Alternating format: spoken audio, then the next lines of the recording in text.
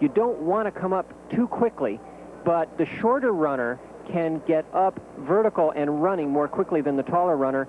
And yes, it's usually from 60 meters on outdoors that the taller runners can catch up. So we'll know in this race, I think, 20 or 30 meters into the race, who's going to win, because it really will come down to the start. And you can watch the red. Ben Johnson in red from Canada's in lane 3. Mark Witherspoon in red, the United States is in 4. Lee McRae, the United States in red, is in 6. So 3, 4, and 6 are the lanes to watch.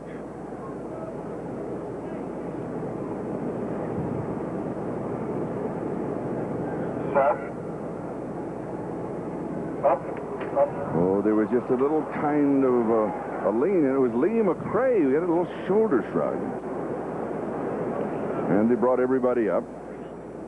There was no false start called. Haas, Ulo, Johnson, Witherspoon, Pavoni, McRae, Marie Rose, DeRuel. That is the field. Ben Johnson is in 3. Mark Witherspoon is in 4. Lee McRae is in 6. Marie Rose is in 7.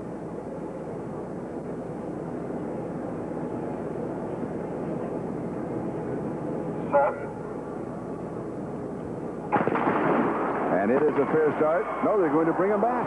That was the blocks, Charlie. I think the starter had them go off, and probably right as he was squeezing the trigger, the buzzer went off in his ear saying someone's left, and so he actually squeezed the trigger and heard the false start sign at the same time.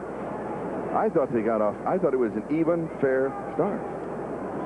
These blocks are set up on a standard that says no human being can react to the sound of a gun faster than 12 1/1000ths of a second.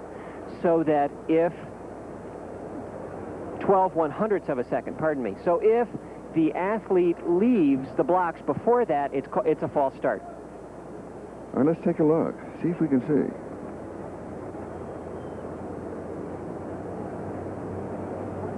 I don't see any, and I was going back and did anybody see any? Let's look again. I tell you what, let's look again. Dwight, you take lanes 1 and 2, Frank 3 and 4. Miss, you take 5 and 6. I'll take 7 and 8. But, you know, Charlie, it's difficult without seeing the flash of the gun, That's too. true. If all the athletes move or don't move at the same time, it's tough to decide. It's a unified false start if they all go. That's true. Ooh, Ben Johnson was out real quick. Yes. All right, let's go down to Larry Rawson. Thank you, Charlie. I spent time with the Seiko people. They've had this equipment for 3 years. What it does is ensure everybody gets off to a fair start. The reason being, the activator in the back of their starting blocks will actually tell the starter in his earpiece if someone is trying to guess the start, because it will push the block back, kick off the activator in less than 12 100ths of a second. The IAAF in tests has ascertained that it takes 12 100ths of a second for the body to react to the gun. That's what happened in this race. Quickly ask Carl if he likes that equipment. What do you think? I definitely agree with it. I think that everyone's trying to get an advantage, and Ben and Lee have always been very close getting off with the gun, and you just want to get a quick start. Carl, tell me something. I think this guy's holding them a long time. 2 to 3 seconds seems long in the block. This is definitely a long time. I think what's happening now is that everyone is so concerned about keeping people from false starting that they sometimes hold you too long. Right.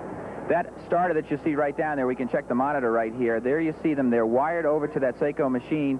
And the fastest time ever recorded out of the blocks was done last evening in the trials by Stéphane Carestan of France. He got away in 13.4 100ths of a second. So no one yet is within 1 100th of that 12 barometer that they've got. And interestingly enough, Greg Foster last evening in his world record race got out of the blocks in 16.7 100ths of a second. So he's got a little margin of improvement, Carl. Right. I think that as you get relaxed and get used to a starter, especially in a big competition like this, you need a few races, and for Greg to have run a race like that with such a quick start, then I think it's going to give him an advantage today.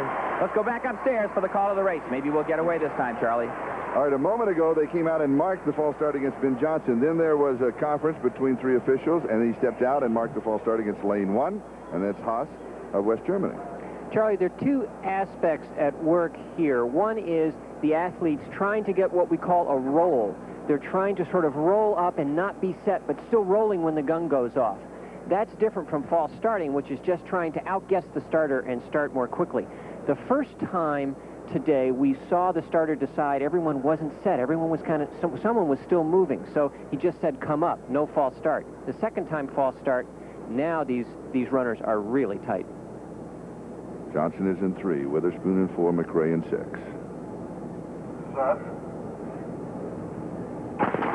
He does hold him. Johnson, the good start. McRae with the dynamite start. Here comes Ben Johnson. It's going to be Johnson and McRae Witherspoon leaning in at third. 6:41 unofficial. If it holds, it's a world record. He slipped all the way over the end there. He was going fast. Ben was not ready to stop after 60 plus, was he?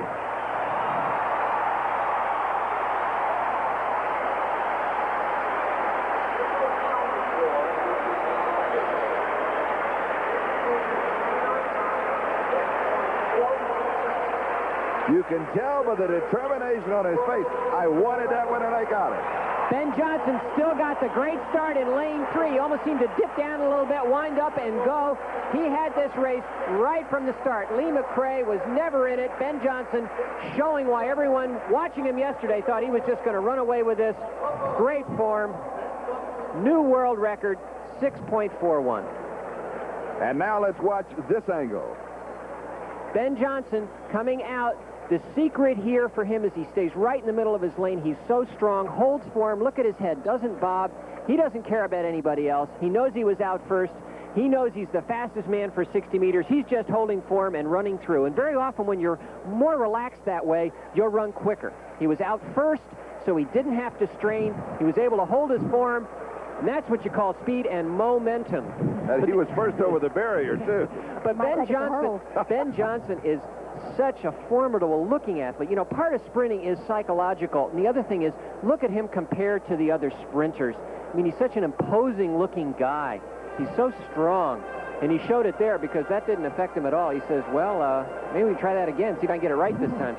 So Ben Johnson, unofficial, has the world record in the men's 60 meters. We'll be back after these messages from your local station.